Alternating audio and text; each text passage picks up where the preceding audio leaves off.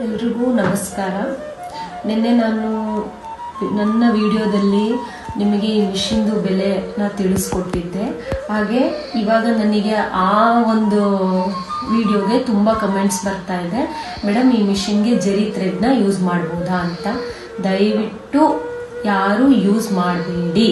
ಏನಕ್ಕೆ ಯೂಸ್ ಮಾಡಬಾರ್ದು, ಆಮೇಲೆ ಈ ಮಿಷಿನ್ಗೆ ಯಾವ ಥ್ರೆಡ್ನ ಯೂಸ್ ಮಾಡಿದ್ರೆ ನಿಮಗೆ ಮಿಷಿನು ತುಂಬ ದಿನ ಬಾಳಿಕೆ ಬರುತ್ತೆ, ಕೆಟ್ಟೋಗಲ್ಲ, ಹಾಗೆ ಥ್ರೆಡ್ ಕಟ್ ಆಗಲ್ಲ ಅಂತ ನಿಮಗೆ ಗೊತ್ತಾಗಬೇಕು ಅಂತ ಅಂದರೆ ನನ್ನ ಯೂಟ್ಯೂಬ್ ಚಾನಲಲ್ಲಿ ಈ ಜರಿ ಥ್ರೆಡ್ ಬಗ್ಗೆ ಹಾಗೆ ಈ ಮಿಷಿನ್ನ ಯಾವ ಥ್ರೆಡ್ನ ಯೂಸ್ ಮಾಡಬೇಕು ಅನ್ನೋದ್ರ ಬಗ್ಗೆ ನಾನು ಡೀಟೇಲ್ ಆಗಿ ವಿಡಿಯೋ ಮಾಡಿ ಹಾಕಿದ್ದೀನಿ.